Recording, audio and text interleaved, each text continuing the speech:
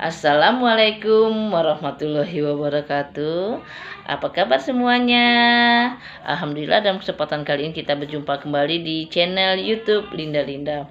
Dalam kesempatan kali ini saya akan memperkenalkan diri. Nama saya Linda, mahasiswa UIN Fatmawati, pasca sarjana semester 2. Dalam kesempatan kali ini saya akan menjelaskan tentang proses sosial dan sosialisasi di mata kuliah Sosiologi Pendidikan Islam.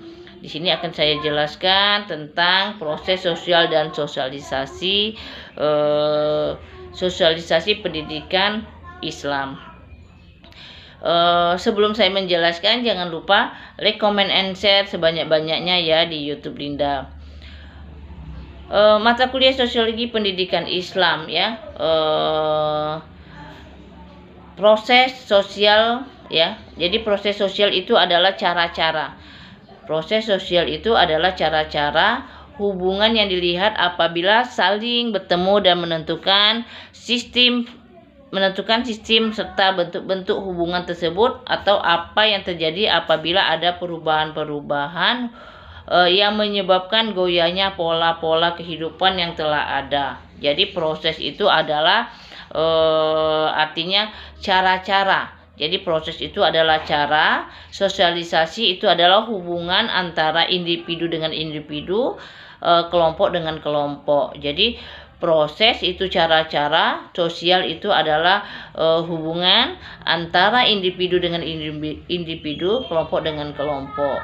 Jadi proses sosial itu dijelaskan secara rinci, yaitu cara-cara hubungan antara individu dengan individu atau kelompok dengan kelompok ya, yang menentukan sistem serta bentuk-bentuk hubungan tersebut, atau adanya perubahan-perubahan yang menyebabkan goyahnya pola-pola kehidupan yang telah ada. Itu pengertian proses sosial. Pengertian sosialisasi. Sosialisasi menurut Sujono ya, menurut Sujono Sukamto. Menurut Sujono Sukamto, sosialisasi adalah suatu proses yang menempatkan anggota masyarakat yang baru mempelajari norma-norma dan nilai-nilai masyarakat di tempat yang menjadi anggotanya.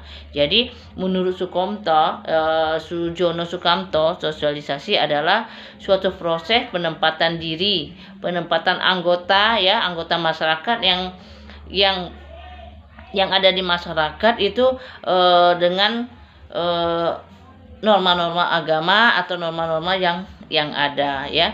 Jadi itu menurut Sujono Sukamto. Bentuk-bentuk proses sosial ya, bentuk-bentuk proses sosial yaitu diantaranya yaitu asosiatif, kerjasama, akomodasi, asimilasi, akulturasi, fisosiatif, kontroversi, dan persaingan. Itu bentuk-bentuk proses sosial. Apa saja bentuk-bentuk jenis proses sosial ya? Akomodasi sebagai proses sosial juga memiliki bentuk-bentuk ya, diantaranya korsi. Korsi adalah bentuk akomodasi yang pelaksanaannya dengan menggunakan paksaan atau ancaman dan tekanan maupun kekerasan ya. Jadi jenis-jenis bentuk-bentuk proses sosial. Yang pertama, koersi. Koersi adalah bentuk akomodasi yang pelaksanaannya dengan menggunakan paksaan, ancaman, dan tekanan maupun kekerasan ya. Itu salah satu jenis proses sosial. Bentuk-bentuk asosiatif, disosiatif, dan akomodatif ya. Interaksi sosial ada berapa? Jadi antara bentuk-bentuk asosiasi ada asosiatif, kerjasama, akomodasi, asimilasi, akulturasi, fisosiatif, kontravensi, dan persaingan. Itu bentuk-bentuk proses sosial. Di sini saya akan menjelaskan tentang asosiatif ya.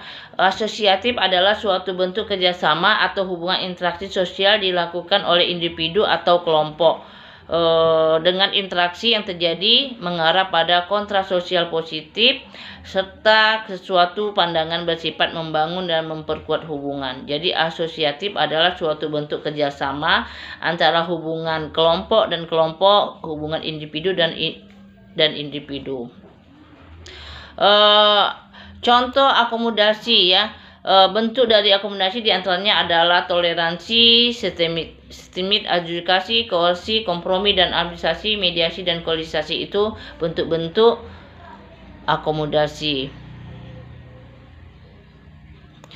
Ciri-ciri interaksi sosial. Ciri-cirinya yaitu yang terjadi komunikasi yang melibatkan lebih dari satu orang ya. Ciri-ciri interaksi sosial yang paling menonjol adalah terjadinya karena adanya interaksi lebih dari satu orang.